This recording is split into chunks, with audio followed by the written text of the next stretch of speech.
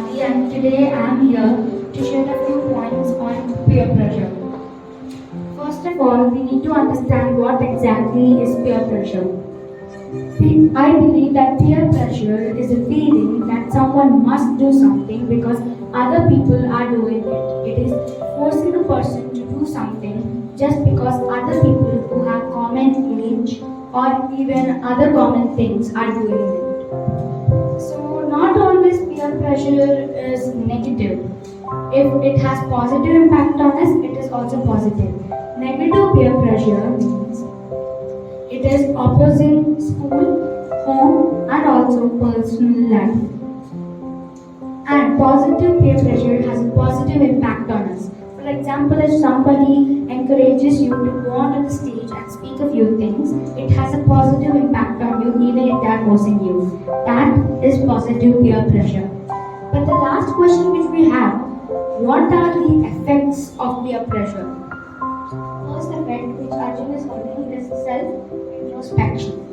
That means, for example, if some of your friends are taking a part in an art and craft competition because they like art and craft, that means they also might inspire you to do something which you love, to take participation in some competitions by which you have confidence that you can win, by which you can improve your talent.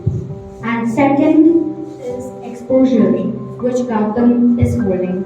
So exposure means to expose yourself to different types of cultural activities.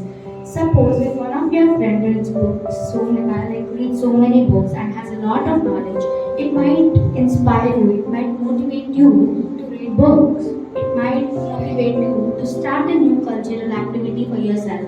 And the last is efficiency.